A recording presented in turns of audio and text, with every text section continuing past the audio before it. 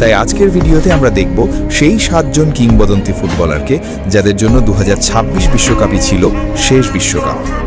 চলুন শুরু করা যাক। সন হিউংমিন।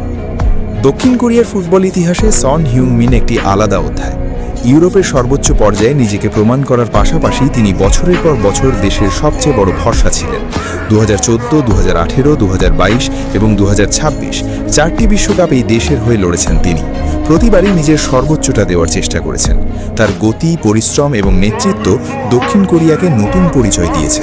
2026 বিশ্বকাপে শেষবারের মতো দেশের হয়ে মাঠে নামেন সন, কিন্তু রাউন্ড অফ 32 এর বাধা পেরোতে পারেনি দক্ষিণ কোরিয়া। শেষ বাঁশি বাজার সঙ্গে সঙ্গে শেষ হয়ে যায় তার বিশ্বকাপ কেরিয়ার। ম্যাচ শেষে চোখে ছিল হতাশা, কিন্তু মুখে ছিল হাসি, কারণ তিনি জানতেন দেশের জন্য নিজের সবটুকুই উজাড় করে দিয়েছেন তিনি।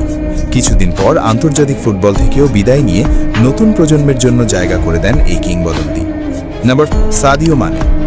আফ্রিকার ফুটবল বলতেই যে কয়েকটি নাম সবার আগে আসে তাদের মধ্যে অন্যতম সাদিও মানে।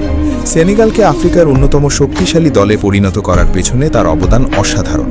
তার গতি, গোল করার দক্ষতা এবং দলের প্রতি নিবেদন তাকে দেশের ইতিহাসের অন্যতম সেরা ফুটবলার বানিয়েছে। 2026 বিশ্বকাপ ছিল তার শেষ সুযোগ। পুরো দেশ আশা করেছিল হয়তো আরও একটি স্মরণীয় বিশ্বকাপ উপহার দেবেন তিনি, কিন্তু ভাগ্য এবারও সহায় হয়নি। নকআউট পর্বেই শেষ হয়ে যায় সেনেগালের স্বপ্ন। শেষবারের মতো দেশের জার্সি পরে মাঠ ছাড়েন মানে। পরে আন্তর্জাতিক ফুটবল থেকেও বিদায় জানান তিনি। তার বিদায়ে শেষ হয় সেনেগালের ফুটবলের এক সোনালী যুগ। Virgil van Dijk. রক্ষণভাগের নাম শুনলেই যে কয়েকজনের কথা মনে পড়ে তাদের মধ্যে অন্যতম ভার্জিল ভ্যান ডাইক। দীর্ঘদিন ধরেই নেদারল্যান্ডসের ডিফেন্সকে নেতৃত্ব দিয়েছেন তিনি। কঠিন মুহূর্তে দলকে ভরসা দিয়েছেন নিজের অভিজ্ঞতা দিয়ে। 2026 বিশ্বকাপ ছিল তার শেষ বিশ্বকাপ। পুরো দলকে নেতৃত্ব দিয়ে শেষবারের মতো শিরোপার লড়াইয়ে নামলেও স্বপ্ন পূরণ হয়নি। বিশ্বকাপ শেষে তিনি আন্তর্জাতিক ফুটবল থেকে সরে দাঁড়ান। যদিও তার নেতৃত্ব, শান্ত স্বভাব এবং রক্ষণভাগের আধিপত্য বহু বছর মনে রাখবে ফুটবল বিশ্ব। মোহাম্মদ সালাহ। মোহাম্মদ সালাহ শুধু একজন ফুটবলার নন, তিনি পুরো মিশরের আশা ভরসার প্রতীক। তার অসাধারণ পারফরমেন্স আফ্রিকার কোটি কোটি তরুণকে নতুন করে স্বপ্ন দেখতে শিখিয়েছে। 2026 বিশ্বকাপ ছিল তার শেষ আন্তর্জাতিক মিশন।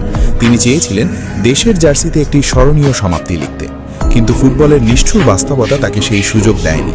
বিশ্বকাপ শেষ হওয়ার পর তিনি জাতীয় দলকে বিদায় জানান। যদিও বিশ্বকাপ ট্রফি তার হাতে ওঠেনি, কিন্তু কোটি মানুষের হৃদয়ে তিনি আজীবন একজন নায়ক হয়েই থাকবেন। Luka Modric. যদি কেউ জানতে চায় নেতৃত্ব কাকে বলে, তাহলে তার উত্তর হতে পারে লুকা মডরিচ। ছোট্ট একটি দেশ ক্রোয়েশিয়াকে বিশ্ব ফুটবলের অন্যতম শক্তিতে পরিণত করার পেছনে তার অবদান অনন্য। 2018 সালে বিশ্বকাপ ফাইনাল, 2022 সালে তৃতীয় স্থান, এই দুই অর্জনের অন্যতম